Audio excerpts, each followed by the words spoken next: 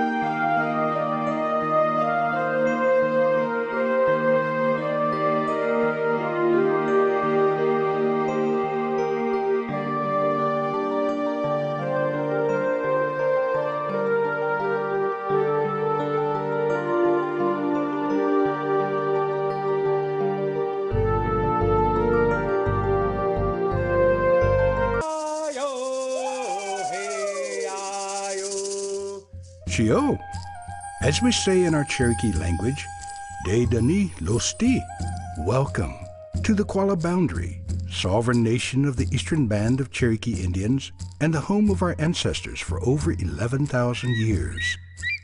A civilization older than the Inca, the Maya, the Greek, and Egyptians. Through all this time, we have passed down our stories, skills, beliefs, and wisdom from generation to generation. We are pleased you are here to share our story with you.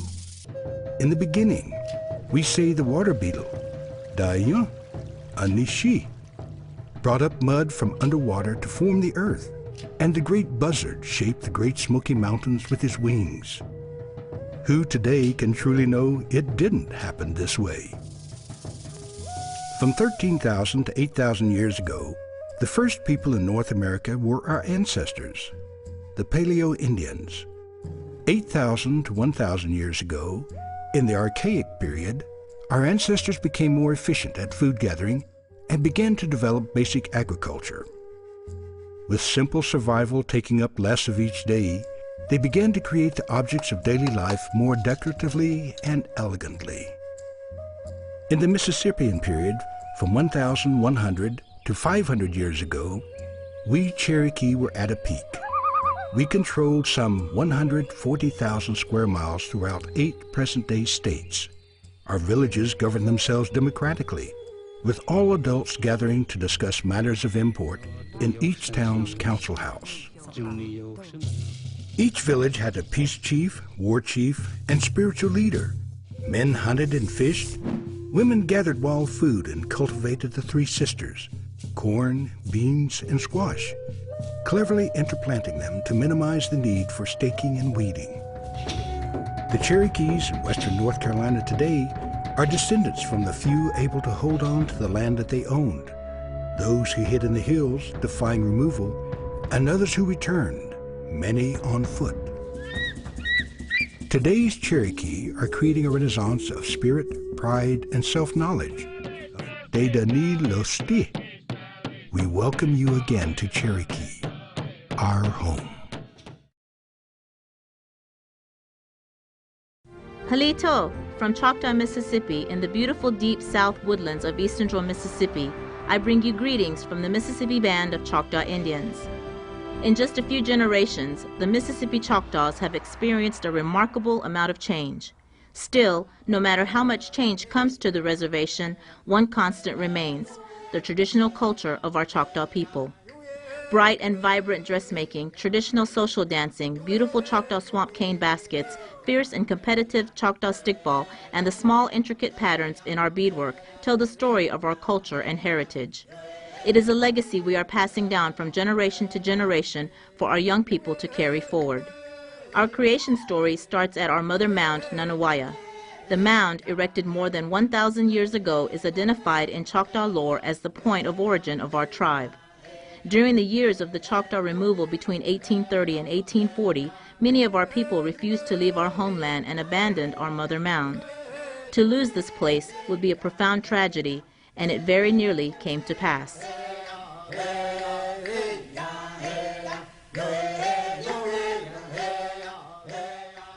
But there was a small fraction of Choctaws that chose to remain, scattered across what had once been tribal lands.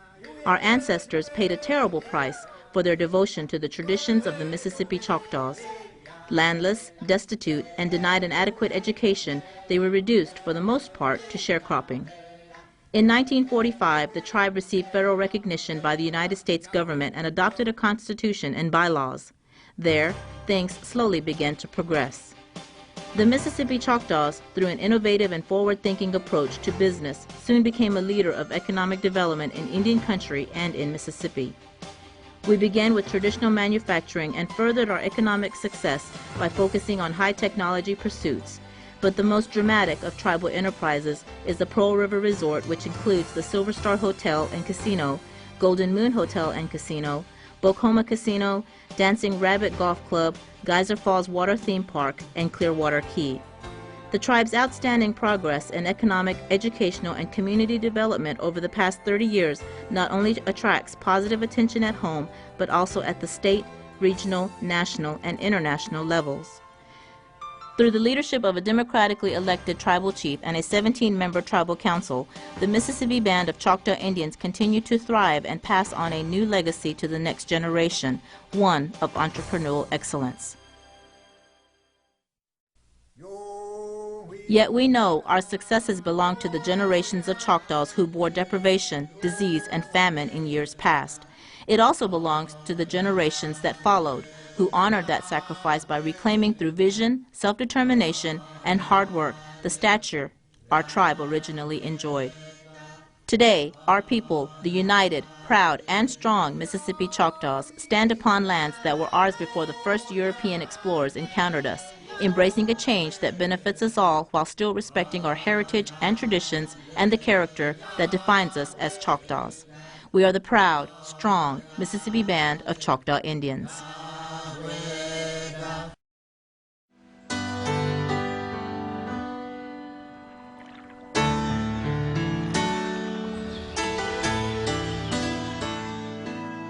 The history of the Seminole tribe of Florida. It's a story of countless challenges and setbacks. Yet through it all, these unconquered warriors have built a formidable legacy. Through an unwavering spirit that continues to elevate the tribe's success and stature.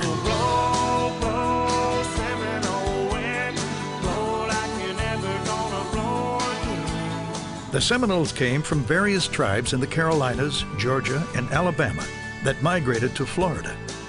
Slowly and proudly, the Seminoles developed a modest tribal economy with their native talents for trading and crafts, producing colorful patchwork clothing, intricate sweetgrass baskets, and Seminole dowels made from palmetto fronds. By the 1950s, the Seminoles had resisted the government's termination efforts. The tribe's constitution was ratified in 1957.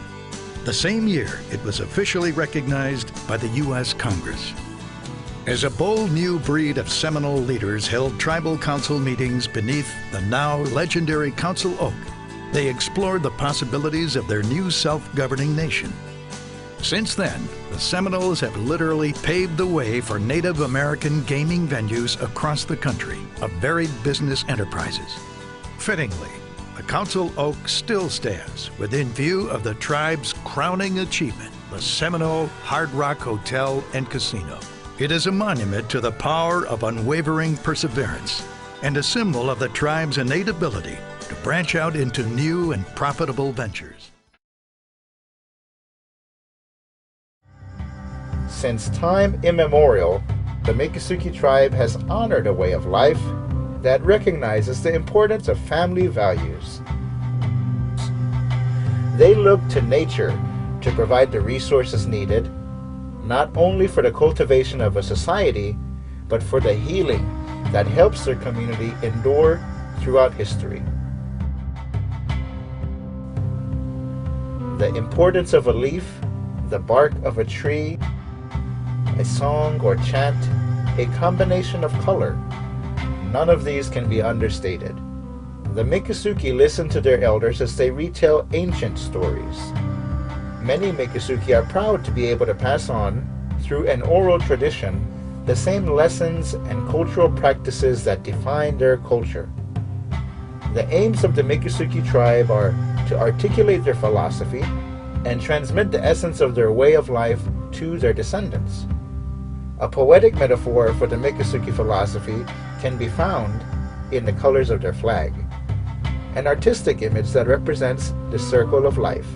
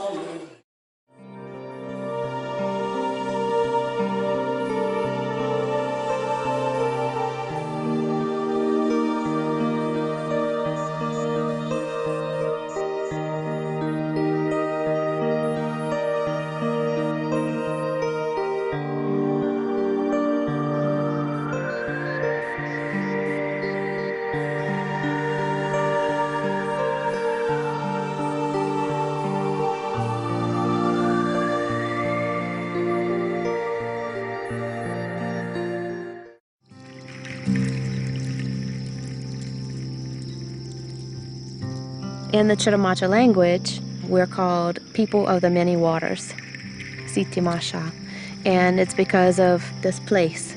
There's water all around us, there's lakes, there's the slow-moving streams called bayous, and there's the rivers. All the way to the Gulf of Mexico was Chitimacha territory. Basically 23 parishes of what's now Louisiana. So that's who we are. We come from the water, and we like continuing to live by these waters. The Chitimacha language is unique. They say it's related to no other language in the world. It's also considered extinct since the last fluent speaker died in 1940. I think extinct in my mind means no hope and totally gone forever, and I don't think our language is gone if there's a hope of resurrecting it and people who still remember it. We choose to use the term sleeping, and now we're going to try to wake it up. Part of the story is that the water source for tribal families was poisoned by some local people in the area. A whole group of children were sent to the Carlisle School in Pennsylvania. And when they got there, not only were they away from home, but they were mixed in with other tribal children and forced not to speak their language at all. Those that were back here on what's now the reservation tried their best, I think, to fit in. And it was really sad that you had to lose who you were just to survive. The last two Chitimacha speakers died, Benjamin Paul, a former chief, in 1934, and Delphine Stoof in 1940. But their language did not die with them.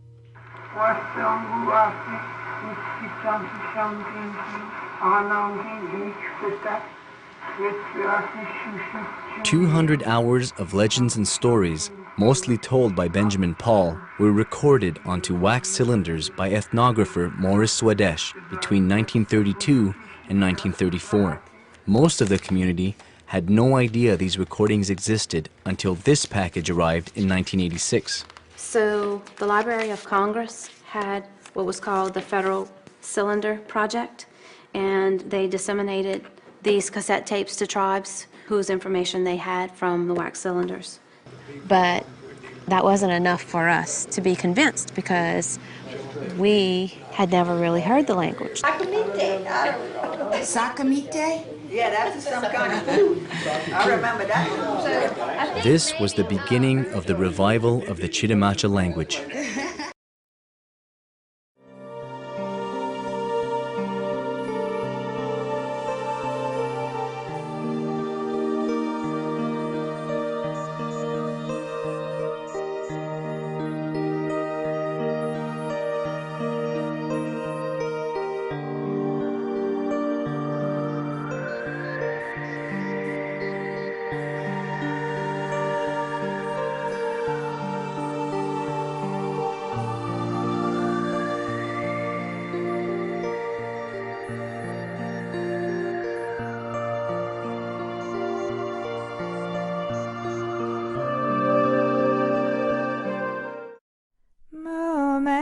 Comeda bea gales helgad gemmo jagis momes comeda bea gales helgad gemmo jagis Miccosukee abeana helgad Gemmo jagis Miccosukee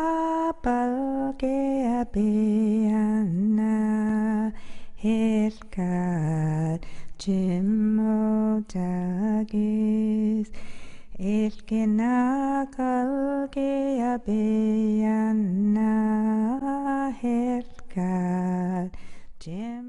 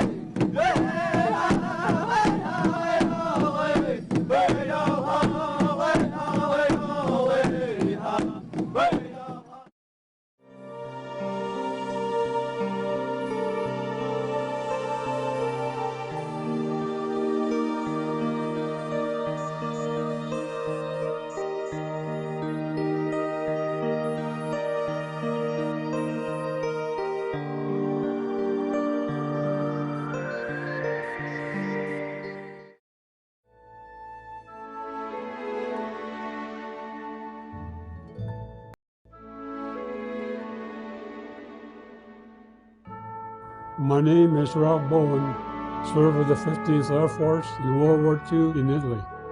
Lowell H. Thompson, U.S. Navy, Vietnam, 1966-1967. Mark E. Jimerson, United States Marine Corps, 1964-68. 3rd Marine Division and 2nd Marine Division, served in Vietnam in 66. We Senecas are a proud and strong Indian nation. More Native Americans have served in the armed forces per capita than any other people. from Iwo Jima to the Mekong Delta, from Baghdad to Kabul. We are proud of our service, and we're proud to defend our land and yours. We should remember it was the Seneca Nation that fought on the side of the Americans. I think the sovereign Seneca Nation fighting with the Americans on the side of the Americans is something none of us should forget.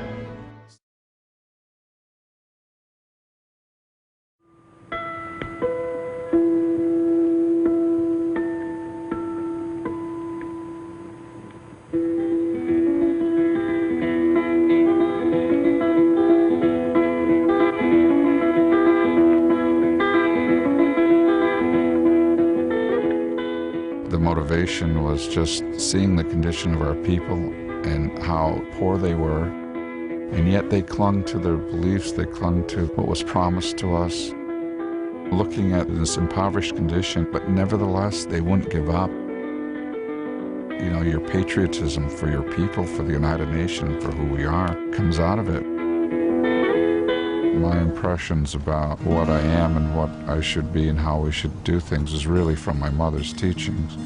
Many people, and Indian people in particular, often will blame, if you will, the white man for how they live, their condition. She did not spend her time blaming. She told me about ways to improve our life, my life. She viewed that the education was the answer and was the difference. That really helped me realize why we as a people have to take responsibility and control of our own destiny. We can't expect anybody else to come in and do it for us. And we just didn't want to live on the handouts of charity or the government or anybody. And so it seemed to me that the answer, money was an empowerment. So we looked for a way to do that. And as a sovereign nation, we had the right to do bingo. We started building things that would help our people. We moved forward, finding a way for ourselves to rise out of the tragedy of our current existence. And that was the focus, dealing with our own issues and maintaining a code, if you will, or true to the culture of doing things as a group, doing things in an honest way, doing things that was for the best interest of the people. It comes out of these teachings about who we are on this earth. We are part of creation. We're not better than any other part. We really depend upon each other. No matter how we live or what we do affects somebody else in some way. We live in a circle of life where it's going to affect us. If everybody can say, I believe this, whatever religion or whatever, but it's the effect of your life that really tells whether or not what you're doing or what you believe really is what you believe. Our people had to continue a belief and a goal to look for and guided by decisions that will affect the future seventh generation.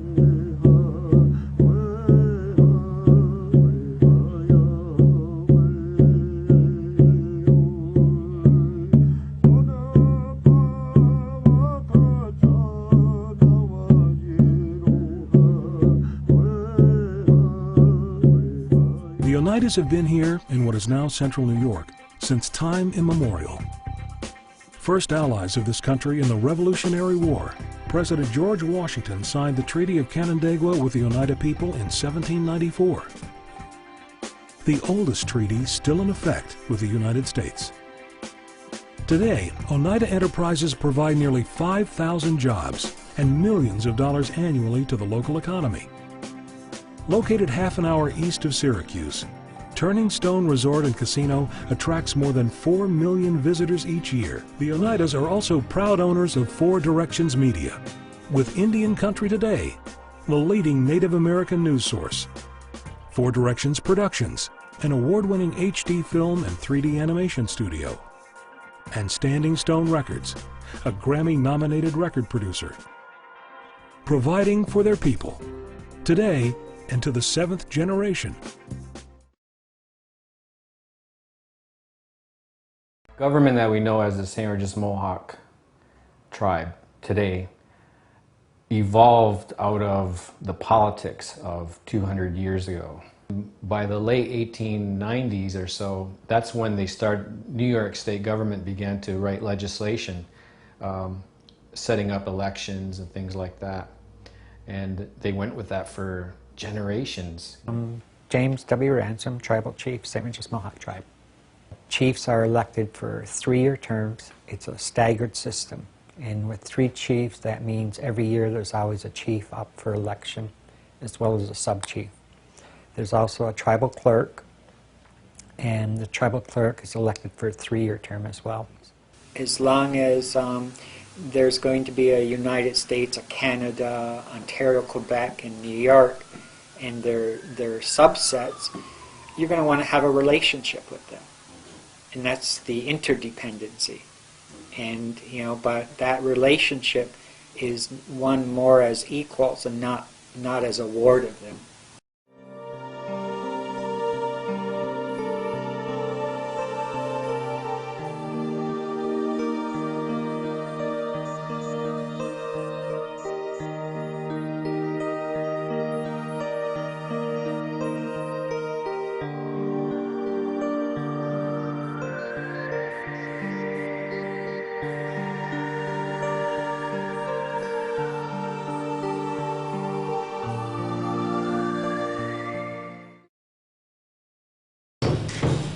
Mohegan, Kautantuit, Kautantuit, Kautantuit,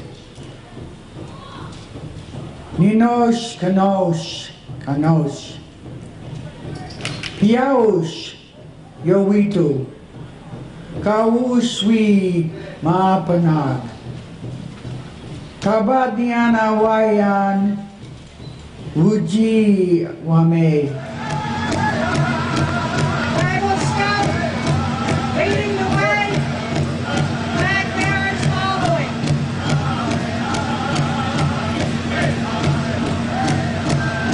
Following is Chief Sancha Matthew Ramos and his grandson.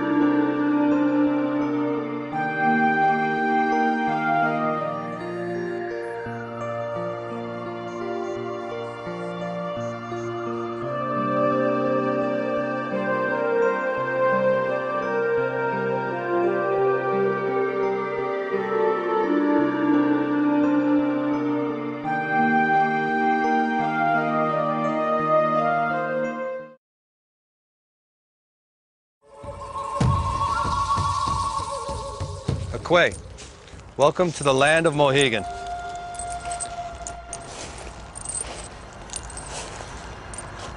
In the 450-year tradition of our great chief, Uncas, I extend the spirit of a Quay to you. I am Bruce, Two Dogs Bosom. Today, you join the Mohegan people on a journey that begins with our rich heritage and traditions. Here at Cochegan Rock, our tribal elders met to discuss the future and well-being of our people. It was during the 17th century that Chief Sachem Uncas led the Mohegan tribe and assured its very existence during a time of tremendous change. He began the great tribal tradition of working with others in a spirit of welcoming, mutual respect, and cooperation we call the spirit of a Quay. He cared for his people. He cared for the colonists, too. Chief Uncas offered the hand of friendship to those non-Indian neighbors who eventually formed the United States government.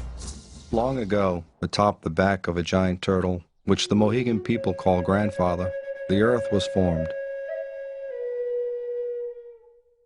The Great Spirit, Ganchi-Mando, breathed life into all things. Rocks, trees, plants, animals, and people. The Lenni Lenape tribe was created and divided into 3 clans: turtles, turkeys, and wolves.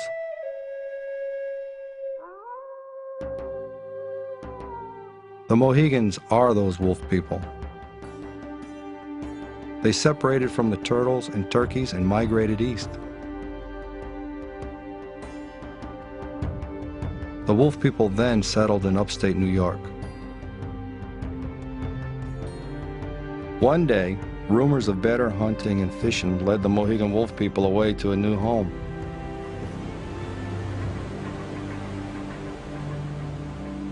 Past the hills of Taconic,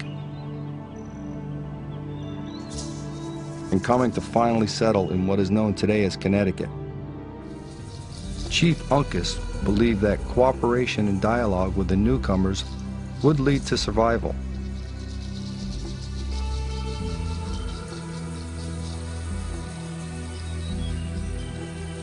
He and his followers settled at Shantok on the west side of the river.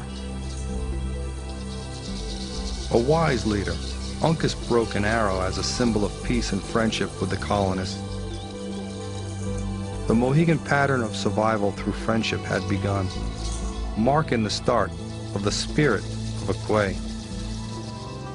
A friendship began between a missionary, Sarah Huntington, and the Mohegan tribe. With Sarah's help, 3 generations of Mohegan women worked together to build a house of worship and school for the Mohegan people in 1827. It was this church that became the spiritual, social, and educational foundation of the Mohegan tribe. Through trust, respect, and mutual cooperation, the spirit of a Quay continued.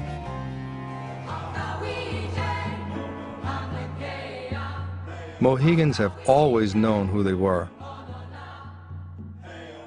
Though the Mohegan tribe has been recognized by the state of Connecticut since 1638, members also sought federal recognition by the United States government. The Mohegan tribe was ultimately recognized by the United States government on March 7, 1994. And we now are officially recognized as a...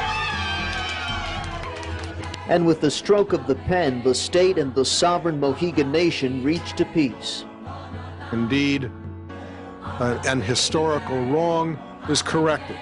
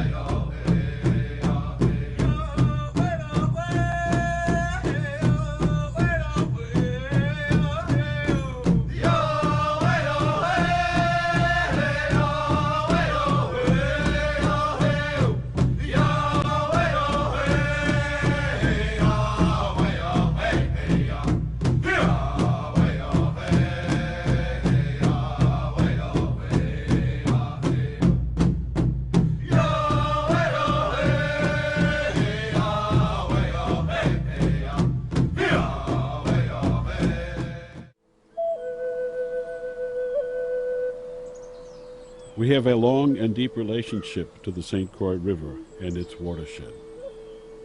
We have been here since the glaciers melted away, since the rivers flowed in direction. Today we call ourselves Passamaquoddy, a name given to us long ago by our neighbors the Maliseets. Passamaquoddy means the people who spear pollock, a fish that is still important to us. But our traditional name for ourselves was Skijin, meaning people of the earth. The Passamaquoddy people are divided into two communities, Indian Township, inland along the river, and Zibayig, which means along the edge, located on a spit of land in Passamaquoddy Bay. Each year we journey for 2 days by canoe, down the river from Indian Township and out into the bay to Zibayig. We do this to remind ourselves of the unity of our people and to keep our community ties strong. We call this the journey of the ancestors. We are one of the 4 remaining tribes of this region, with the Penobscot, Mi'kmaq, and Maliseet people. Together we call ourselves Wabanokewiyig, people of the dawn. We now call this settlement Ndulnabemk, our relative's place. It is a peaceful spot at the edge of the lake and at the heart of an important network of canoe routes. Because of the contours of the land, good travel routes lead in almost every direction, with short portages from one stream to another. We told stories of how we came to be, how Gluskab, the man of mystery, shot an arrow into the ash tree and created us. We told stories of how he taught us to hunt, to build weirs for fish, to build our wigwams and canoes, how he showed us the virtues of plants for medicines and food. Our relatives maintained a wide travel network throughout the region, took part in an even more extensive network of trade. This quartzite fragment of a scraper is especially interesting. The stone came from the Albanel region of Quebec, Canada. This is the home of the Ojibwa, our relatives who went west, and with whom we have kept in close contact for 2,000 years. All this is to say that Ndulnabemk was and is part of a larger system, a land with its network of waterways that has provided for the physical and spiritual needs of all our people for thousands of years. This site is just part of the picture, but it gives us a sense of our relatives' life here in earlier times. It was a life that was complex and rich, lived in a place that sustained us in every way. Squideg and its watershed provided everything we needed. In our traditional belief, we know that Gichiniwesquid, the Great Spirit who made all things, is in everything. With every breath of air, we draw in the life of the Great Spirit. We have been here for a long time. For 10,000 years or more, we have been part of this land and the St. Croix River, Squideg, and its watershed. The river is still here. We are still here. We will always be here.